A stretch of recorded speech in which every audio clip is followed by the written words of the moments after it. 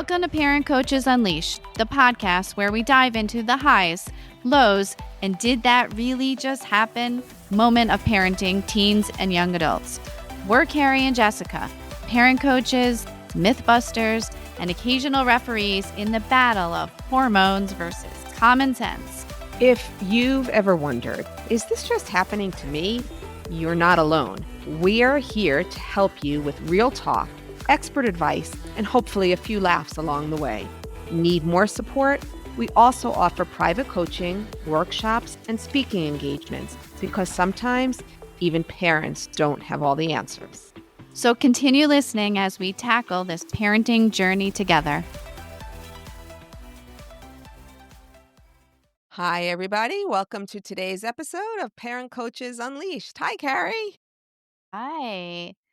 I'm so happy to be joining you. No one knows because they just hear our voices, Right. but I am back in hot and humid Florida And rainy. Let's not forget rainy. and rainy. And yeah, it's a little bit of an adjustment, but Well, even if our listeners don't know, I know, and I'm happy to have you back here. so on the day I traveled, I left Park City at 39 degrees and there was snow up on No. the Timpanogos. Yep, there was a little Wow. bit of snow as I was left over from the night before, driving to the airport. And then we touched down in South Florida and they announced it was 90 degrees. So it's not just the That time was zone that you're contending with there. a huge That swing. is huge. I From know. sweater weather to bathing suits in a matter of hours. Hopefully that's a good sign though for ski and snowboard season. It is, and hopefully next week, I'm bringing the colder weather to South Florida because, I have those abilities. Yes, let's hope. So for And our listeners, part of our job is to scroll social media. I mean, as much as we are big proponents of staying off your phone and being present, our job does require some research and looking at what's trending in terms of parenting. So, Carrie and I just wanted to share a little bit today about what we've been seeing on social media as it regards to parenting our teens and young adults. So, Carrie, what have you got? What have you seen? so I came across a new term, or it was a new term for me. It's called sharenting. So I was like, "Oh, that's an interesting word." So I had to dive in and do a little research. So I'm just going to read the definition and then talk about what this means and how we can apply it as parents. So sharenting means posting photos, videos, or stories about your child online, on social media, blogs, or public platforms. And even well intentioned sharing can create privacy, security, and emotional risks as children grow up. So we know that we do this because we love our children, we are proud of our children, Yes. and we like to share moments with our family, maybe that's not in the same location where we live, or to our friends. And it's a sense of pride that we feel when we're putting things out there to say, look at my child's achievement, or we went on this fabulous vacation and look what my child did. Or for colleges, my child is going to this school, or look at the acceptances. Or for you, it would be football, how proud you are of your son and his accomplishments.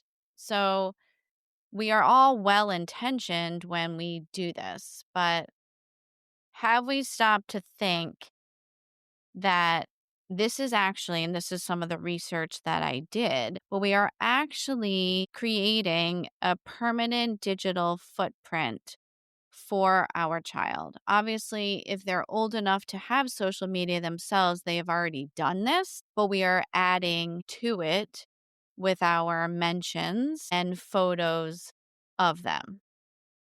So, That's an interesting perspective. I also think people share, in addition to everything you said, I also think that people do it almost as like a digital journal. where the memories pop up and you can say, "Remember this? This was such a great time that we had." So, it's a place to store your memories as well. But I think you mention a very good point, creating this digital footprint for our child, young adult, where they might not necessarily want them. So, are you a poster? Do you do a lot? I go through my phases, but no, not typically. As I look back, I haven't really even posted vacations or birthday. Like my son, Devin's birthday was last week. I no longer do that. Consciously or just you stop? It was kind of a conscious choice that I made, but I kind of take my children's lead. Neither one of them is a big poster. I mean, Ryan has his own creative business, so he's starting to do more things for Wheezy Design, but neither one of them, as I've watched them grow into young men, spend a lot of time posting. Okay, So I kind of took that as the lead. Hmm, maybe I shouldn't be doing this either, or if I'm posting, it's more about me and not about sharing their information, right? Because that we have right. to one of the suggestions as I researched this was to ask consent Yes. from your child before you put something online. So, I am a poster for birthdays. All of our pictures that I put online are approved by the kids first. Okay. That came about because they told me I was choosing the worst pictures from the selection of photos that we had, so I do get permission from them, and I get their okay before posting the pictures and posting it, but I will say from their perspective, they like reading the comments. They like seeing all of the happy birthday wishes. But Mhm. other than that, I do not feel like I am a big poster about my kids. Yes, we do stuff for work and promote our podcast and stuff, but I do not feel like I overshare. But I think as parents, we need to spend a little bit more time educating ourselves, especially with data breaches, with AI. AI is crazy. What I mean, the things that we see on social media, my kids say it's so easy to see what was made by AI and what is authentic, but I feel like AI is getting better and better at looking like an authentic video. Mhm. Mhm. And I think if you have younger kids, right, when they're first getting their phone or even teens, to talk to them about the risks, right? About AI, about this data scraping, about these fake profiles, predators. Like there's so much that is happening with social media and horrible people spending time or I don't even know. Computers, AI. Like, I know AI is technology. It's not a person or a group of people. But if you have someone that has technology skills and bad intentions, we have to be careful that we're not giving them way too much access to our information and to our children. Like, if we want to talk about our role as parents is to provide a safe environment for our children.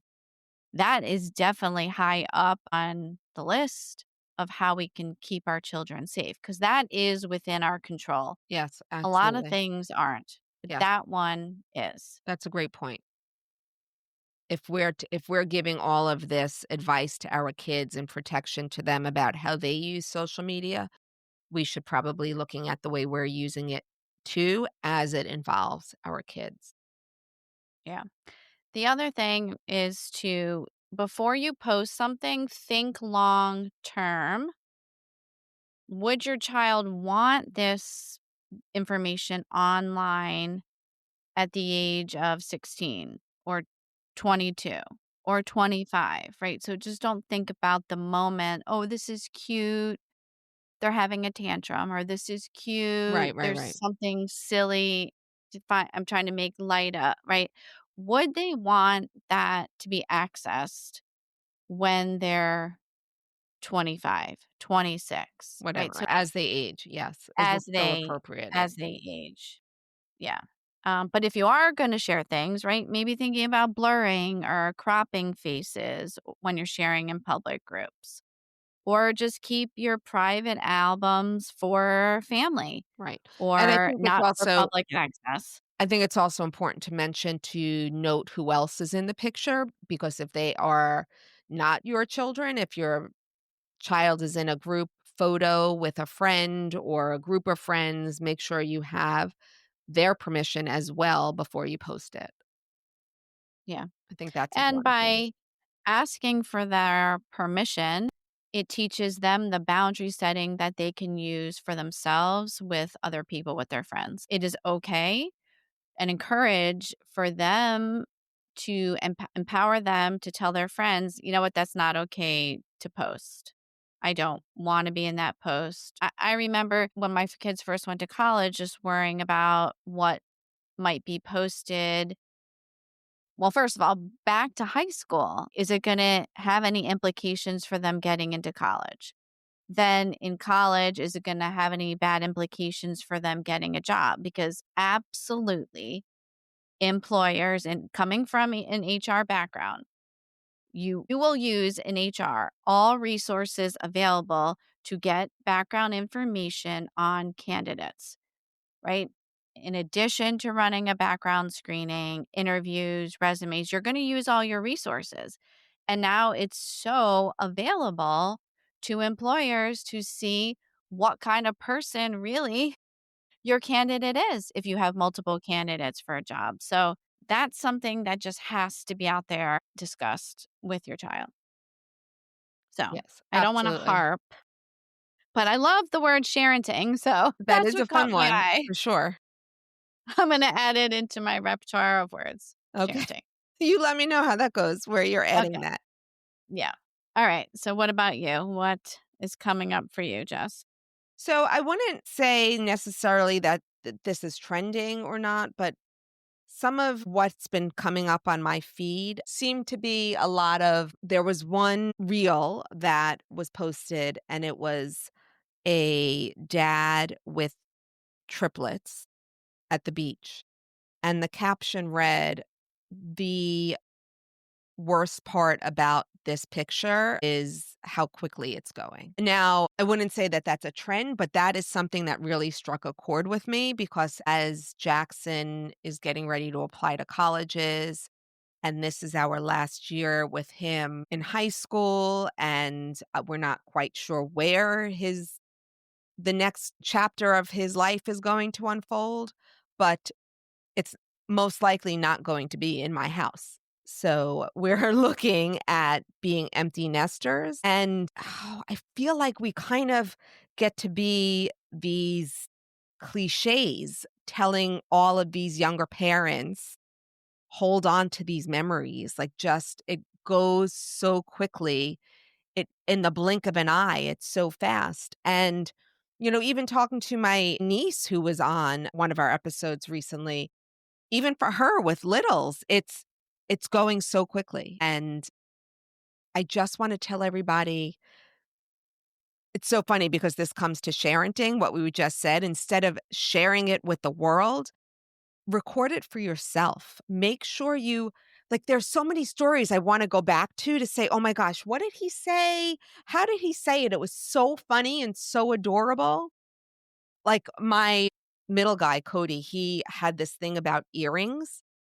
And he hated piercings, he still does, but he would say to me, "You take your earrings off, you can lay in my bed." And it was the funniest thing, and I just wanna go back to see, is that really how he said it? Yes, that's how I remember it, but I wish I would have written it down. So, what's coming up on my feed is just making me nostalgic for my kids' early years, and just really being hit hard with the looming empty nesting that's around the corner for us. Well, from one empty nester to a future empty nester, I would just say to do your best to stay in the present. And I know how hard that is as a planner, but just be where you are in the good moments and the challenging moments because we honestly do not know what the future holds. Unfortunately, I don't want to be a Debbie Downer, but tomorrow is not promised. Yes, absolutely. So it is about today. Live in the moment and enjoy it. Yes, that's Yes, great because there advice. are so many wonderful experiences you guys are going to share during this last year of him being home. And you don't want to miss them for worrying about the Yeah, future or a 100%, trying absolutely. to foresee. Yes. So we went out. So as we were celebrating Devin's birthday, we went out last night. And one of the things that we happen to do when we're out for birthdays is not like we plan it, it just happens. But we started to go back through really memorable childhood activities because Okay, there was one moment, and we do a really good job of not having our phones out at the table during a meal. So we're out at a restaurant, but we all have our roles. We'll start talking about something and we want to know. And Devin's like usually the researcher. Like okay, he'll get you the information and analyze it and spit it out as we're having a discussion. But what that does is that gets want someone to pick up their phone again. right, So when someone picks up their phone and even they're reading to try to give us information, then Ryan might pick up his phone. So right, it it's starts a this whole chain thing. reaction, right. Right. So Ken will be like, guys, you're doing, everyone put down your phone. We're doing it. But what we started to talk about was because we had come across a picture of something they were doing when they were little. So we went back through Wanadu City. Did you live in Florida when Yeah, we were Wanadu? here for wanna do yeah, Okay. Wanadu City, all of the different theme parks, the play places that we had taken them to, all this free time exploring. And we were starting to talk about how these places don't exist anymore. Obviously, the theme parks do, but and we're like, these kids are missing out on so much that our children got to experience. What an amazing thing Wanadu City was because it gave true. them free exploration Mhm, in a closed space. But even though they thought they were playing, they were really learning and they were learning about careers and jobs, and they had so much fun. We started to think, should we create something? Should we open one of these places? I want whichever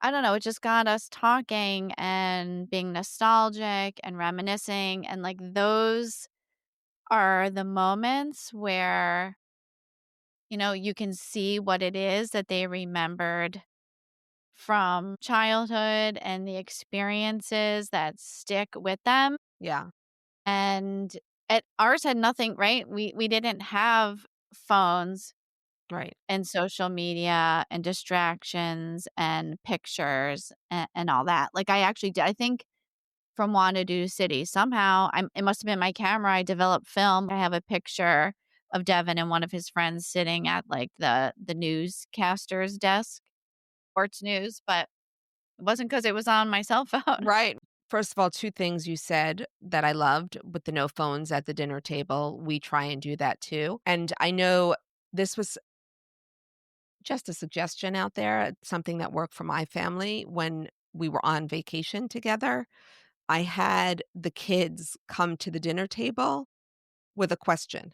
Like, everybody came with a question, and then we went around, everybody asking their question, just a way to start conversation. Yeah, while we're talking about conversations, right? I think it's great having them come to the table with questions. One piece of advice is to get away from how was your day or how was school?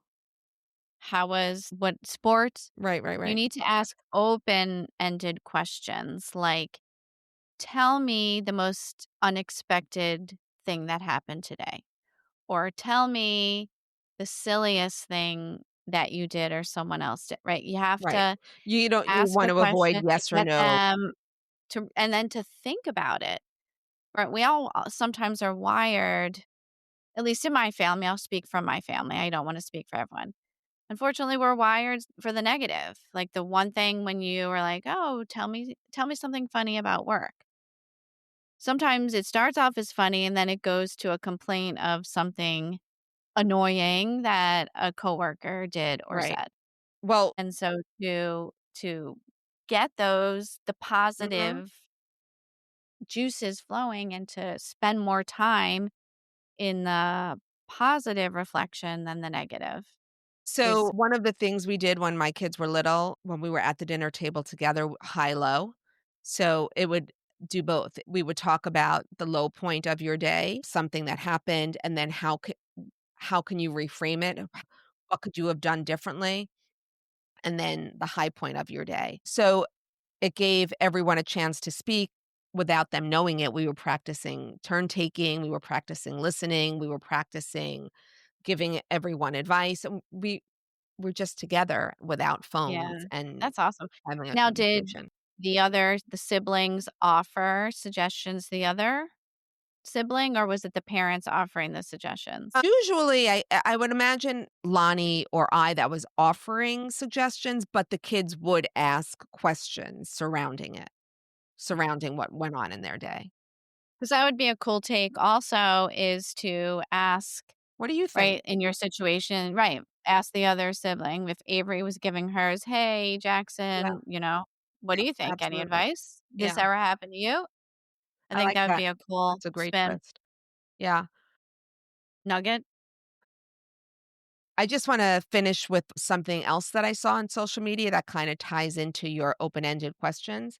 I was watching a clip from the Drew Barrymore show, and she had on Matthew McConaughey, and Matthew McConaughey has teenage children, and he was sharing that someone gave him this question to ask while talking to your teens instead of asking, "Tell me how you are," or "What's going on in your life," to make it a more general question, or "What's it like to be a teenager today?"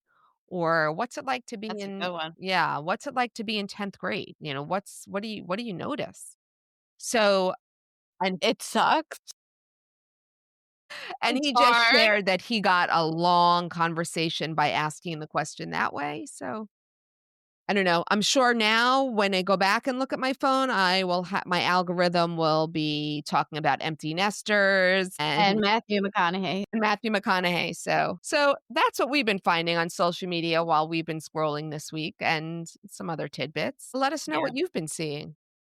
Drop us a line at info at parentcoachesunleashed.com. We'd love to hear what you're seeing. Thanks for being with us today. thank you.